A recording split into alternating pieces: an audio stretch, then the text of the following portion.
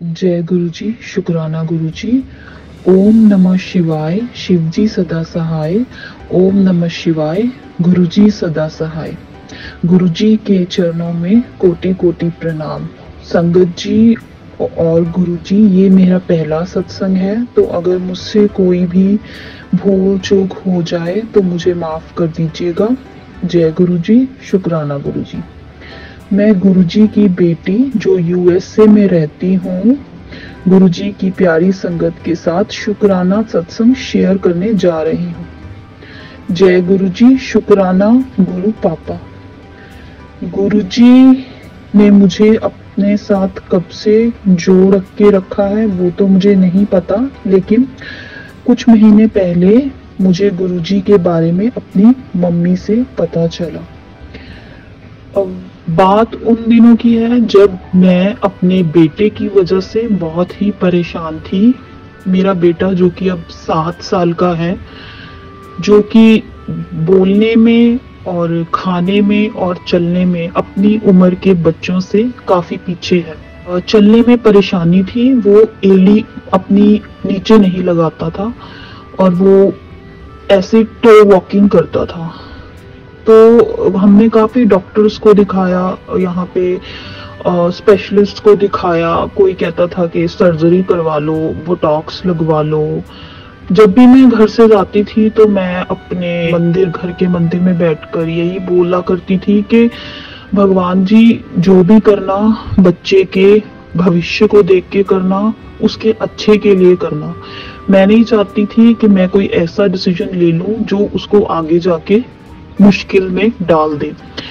जो भी हो बस अच्छे के लिए हो।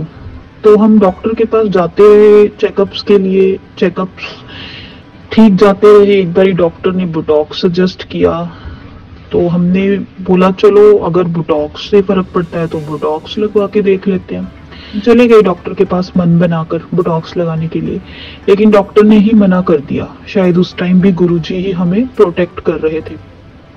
फिर मैं कभी भी गुरुजी के बारे में कुछ भी नहीं जानती थी, ना मैंने उनका कभी नाम सुना था, ना ही मैं कभी भी किसी भी गुरुजी के पास कभी भी कहीं से नहीं गई।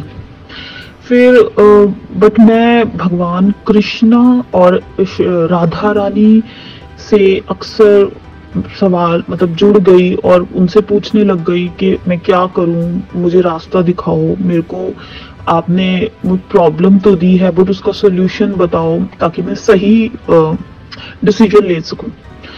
उसी टाइम पे मुझे लगता है कृष्ण भगवान ने मेरी सुन ली और उन्होंने गुरुजी को मेरे पास भेज दिया। और मेरी मम्मी के थ्रू मुझे गुरुजी के बारे में पता चला। शुरू में तो जब मुझे पता चला तो मैंने अपनी सिस्टर को फोन किया और मैंने कहा कि पता नहीं मम्मा के गुरुजी का क्या चक्कर है, पता नहीं कहीं कोई मम्मा को पागल ना बना दे। माफी चाहती हूँ मैं गुरुजी, बट मैं उस टाइम पे बिल्कुल अनजान थी। फिर मुझे मेरी तीनों मासी जो कि जम्मू में रहती हैं, उन्होंने भी सेम बात कही और मेरी मम्मी को और मेरी मासी को गुरुजी साक्षात रोज दर्शन देते हैं और फ्रेग्रेंस भी गुरुजी की रोज उनको आती है। और गुरुजी ने स्वयं मुझे 2 बारी दर्शन दिए, एक आज के दिन और एक बारी पहले ज्योति में दर्शन दिए। ठीक है, मैंने गुरुजी का स्वरूप ऑनलाइन डाउनलोड कर लिया, जो कि मुझे पता नहीं था कि नहीं ऐसे नहीं करते। फिर मैंने गुरुजी में मैं पूजा करने लग गई गुरुजी से। नाम मानने का तो कोई सवाल ही नहीं था, क्योंकि गुरुजी ने मुझे कनेक्ट ही इतने अच्छे से किया मेरी मम्मी के थ्रू। अब माँ तो कभी बच्चे का बुरा नहीं चाहेगी। और मेरी मासी और मेरी मम्मी रोज मुझे दर्शन की भेजते कि गुरुजी ने आज उन्हें ऐसे दर्शन दिए हैं, गुरुजी के बारे में मुझे बताते रहते। फिर मैंने जैसे जैसे मैंने गुरुजी से प्रार्थना करनी शुरू करी, मैंने देखा कि मेरे बेटे ने पैर नीचे लगाना शुरू कर दिया। मेरी छोटी छोटी प्रॉब्लम्स भी धीरे धीरे खत्म होने लग गई, घर में पॉजिटिविटी भी आने लग गई और मुझे गुरुजी का एक स्वरूप, ब्लेस्ड स्वरूप भी मिल गया। मेरी मम्मी को मिल गया और जल्द ही वो गुरुजी की कृपा से मेरे पास पहुंच जाएगा। और अब मैं उनको गुरु पापा बोलती हूँ। और उनसे अपनी प्रॉब्लम शेयर करती हूँ। गुरुजी के आ जाने से मेरी जिंदगी में एक पॉजिटिविटी आ गई है। एक मैं यहाँ पे अकेली रहती हूँ, घर पे कोई बड़ा मेंबर नहीं है, लेकिन अब एक लगता है कि कोई घर पे बड़ा है।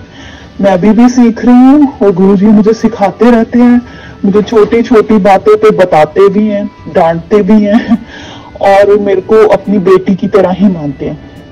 बस मेरी गुरुजी से यही गुजारिश है कि मुझे हमेशा अपना आशीर्वाद अपने सिर पे, मेरे सिर पे बनाकर रखें और मेरे घर जल्दी से जल्दी आ जाएं।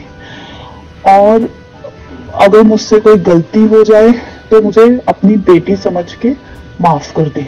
आगे भी गुरुजी की आज्ञा के साथ मैं अपना एक बड़ा सत्संग शेयर करूंगी और अब मैं अपने सत्संग को यहीं विराम देती हूँ।